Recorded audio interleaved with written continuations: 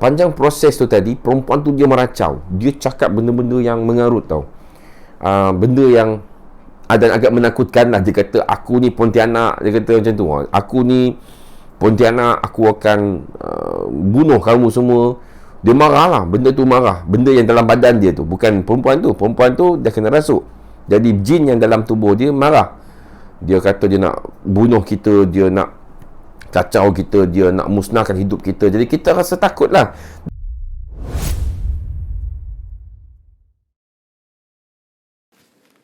Jangan lupa tekan butang subscribe dan notification supaya sentiasa updated tentang channel ini. Terima kasih. Assalamualaikum warahmatullahi wabarakatuh. Saya Abu Humaid Sufri Mahmud. Saya akan kongsi dengan penonton semua tentang kisah saya ketika mula-mula mencuburi bidang ruqyah syar'iyah ataupun bidang Tibbun Nabawi, perubatan Islam, lebih kurang 10 tahun yang lepas. Satu malam ni, guru saya Ustaz Nazimi mengajak saya untuk ke IKBN Miri Sarawak tahun 2010. Saya ingat lagi, kejadian itu saya tak pernah lupa sampai sekarang. Masa tu program ceramah tentang ruqyah, tentang alam jin dan syaitan, dan seterusnya sesi demonstrasi lah. Kita nak tunjuk pada para pelajar tentang cara ruqyah masa tu. Dan the rest is history. Selepas sesi ceramah lebih kurang 1 jam ataupun setengah jam rasanya, Ustaz masa tu, guru saya, dia panggil semua pelajar-pelajar untuk duduk. Dan saya ingat masa tu ada lebih kurang sekitar 200 pelajar yang hadir di surau masa tu. Ramai jugalah. Dan dia pun mula membaca ruqyah, bermula dengan surah Al-Fatihah, surah Al-Baqarah dan sebagainya. Dan bila sampai ke ayat kursi, saya ingat lagi, dia ulang ayat wala yauduhu hifdhuhuma wa huwal aliyyul azim. Wala yauduhu hifdhuhuma wa huwal aliyyul azim. Dia baca ulang kali. Lepas tu saya dengar ada suara pekikan. Ada seorang perempuan, dia memekik masa tu. Dan kita orang pun terperanjat lah. Kemudian ada pula seorang lelaki jatuh pingsan. Ada pula seorang lagi lelaki dah start bersilat. Jadi malam tu ada 3 orang pelajar. Daripada 200 orang tu ada 3 orang pelajar yang terkesan disebabkan oleh ruqyah tadi. Jadi masa tu kita cemas lah. Dan sebagai peringatan, itu merupakan pengalaman pertama saya. Dan saya rasa agak gugup, nervous, tak tahu nak buat apa. Dan guru saya pun suruh lah, okey, pergi dekat perempuan tu. Kita orang pun pergi. Dan masa tu dia nak lari dah. Budak perempuan ni dia cuba nak lari daripada surau. Dan kita pun tahan dia, pegang tangan dia, ada yang pegang kaki dia, ada yang pegang bahu dia, supaya dia tak lari. Dan Masya Allah, itulah pertama kali saya rasa kekuatan yang dihasilkan oleh orang yang dirasuk oleh jin. Saya pegang tangan dia dan saya rasa tangan dia, subhanallah, sangat kuat. Dia boleh tepis ataupun dia boleh melawan. Dan kudrat dia, saya rasa bukan kudrat seorang perempuan. Budak ni dia kecil je, badan dia lebih kurang 5 kaki tinggi, berat mungkin sekitar lebih kurang 50-60 kg lebih kurang, anggaran saya lah. Dan tak mungkin dia ada kekuatan yang macam tu, sebab kami lebih kurang ada 5 ke 6 orang lelaki dewasa yang menahan, memegangnya, dan dia boleh menyebabkan saya terjatuh.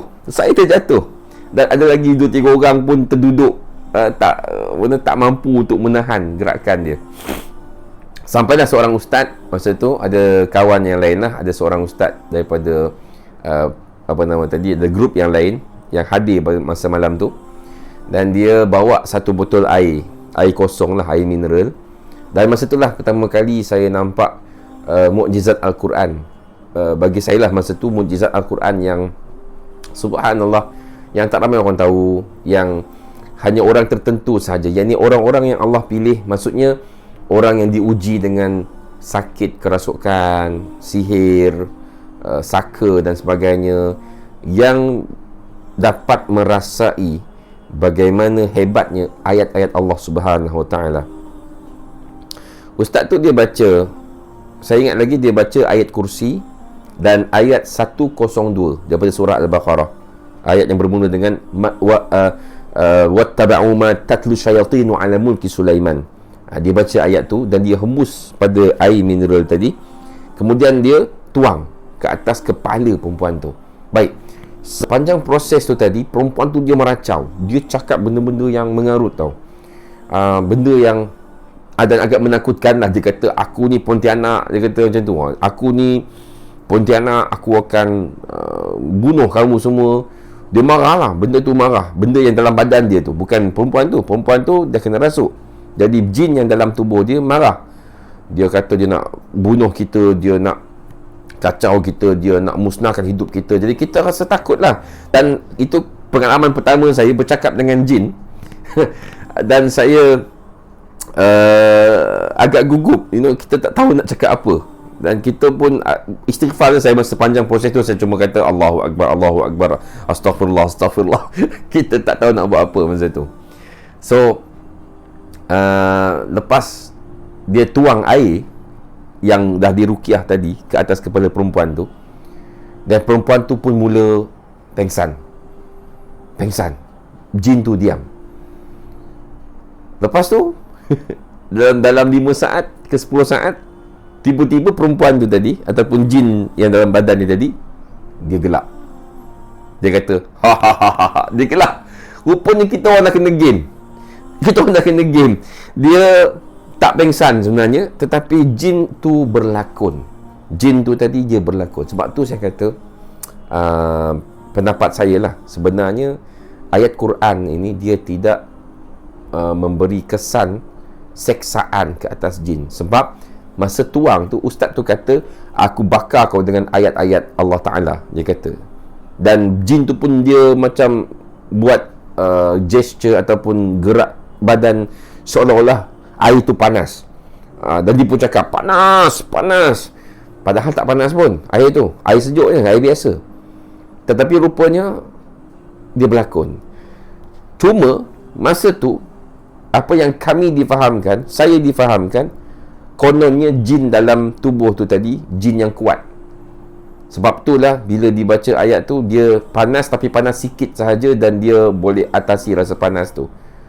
Okey, konsep itu pada masa sekarang, 10 tahun kemudian, sekarang ni, saya menentang konsep tersebut. Saya kata tak betul, tidak ada dalil dan tidak ada bukti daripada Quran dan hadis yang mengatakan syaitan ataupun jin akan terbakar apabila dibacakan dengan ayat-ayat Al-Quran, dan dalilnya ada banyak.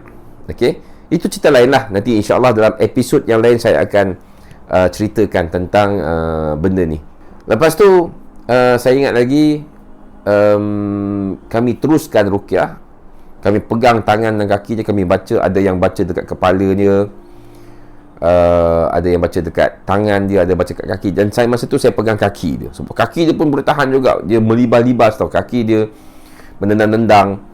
Jadi lebih kurang saya rasa proses dia dalam setengah jam. Lepas tu budak tu mula sedar. Tak tahulah jin tu keluar ke tak keluar, tapi yang penting budak tu dia sedar. Dia duduk dan kami bagi dia minum air. Dan masa struggle tu, memang tudung dia memang tercabut lah. Tudung tercabut.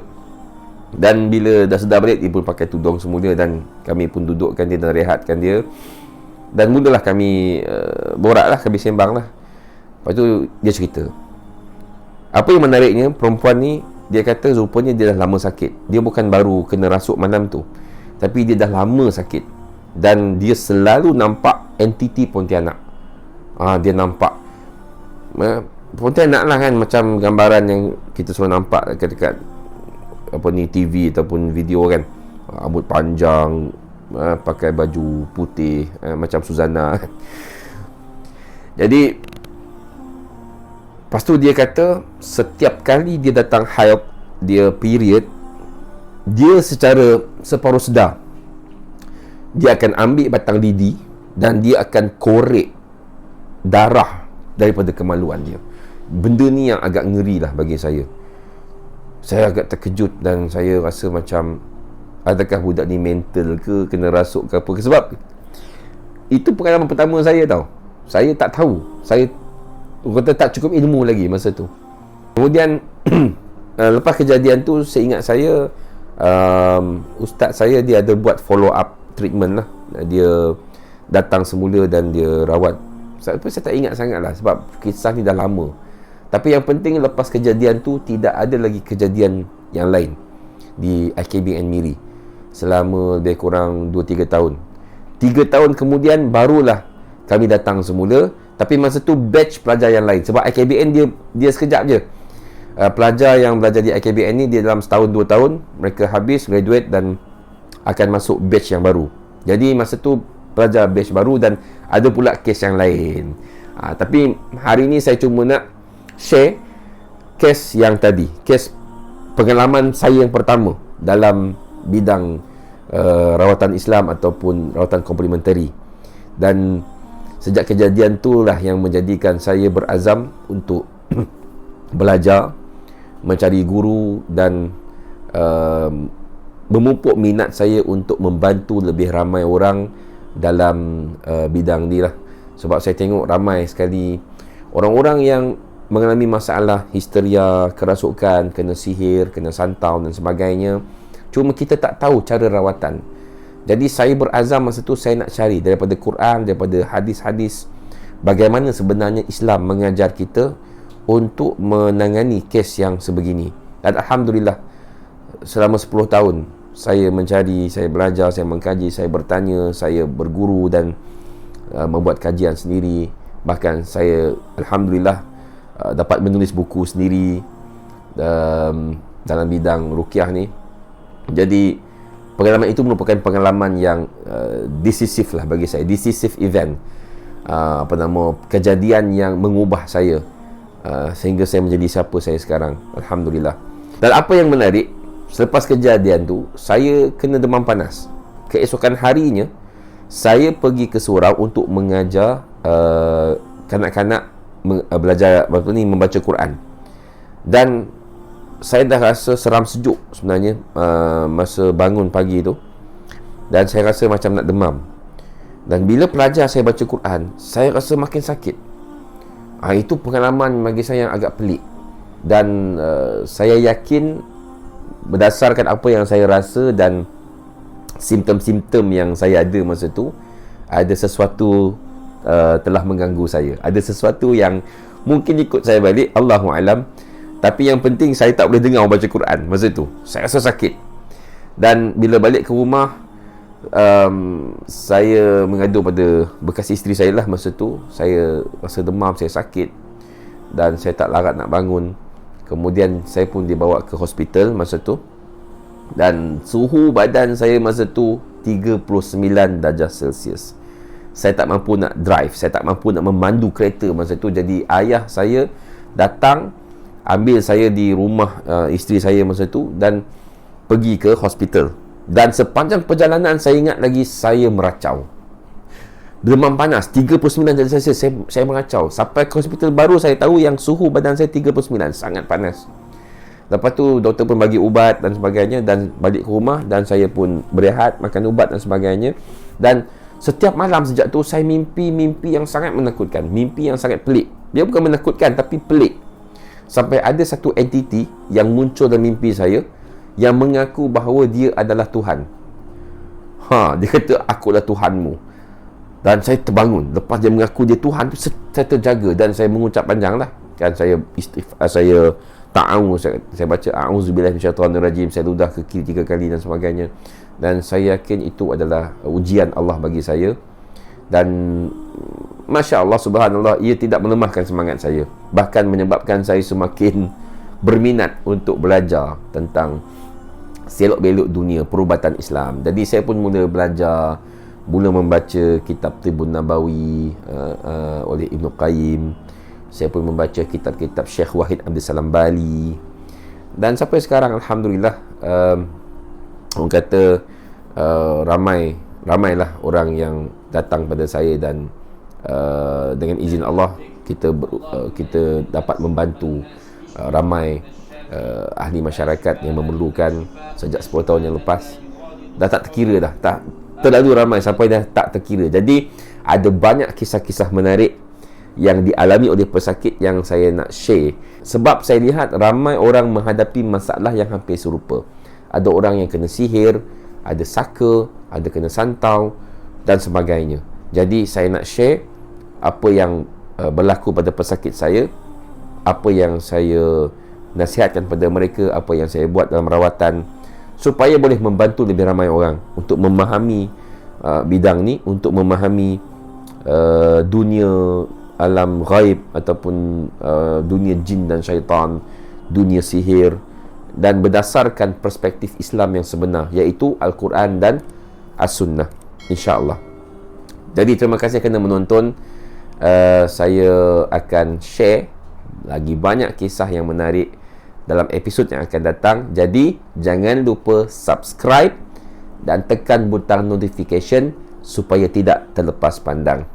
Terima kasih kerana menonton. Aku liqauli hadza wa astaghfirullah li wa lakum. Subhanakallahumma wa bihamdik, asyhadu an la ilaha illa anta wa astaghfiruka wa atubu ilaik. Assalamualaikum warahmatullahi wabarakatuh.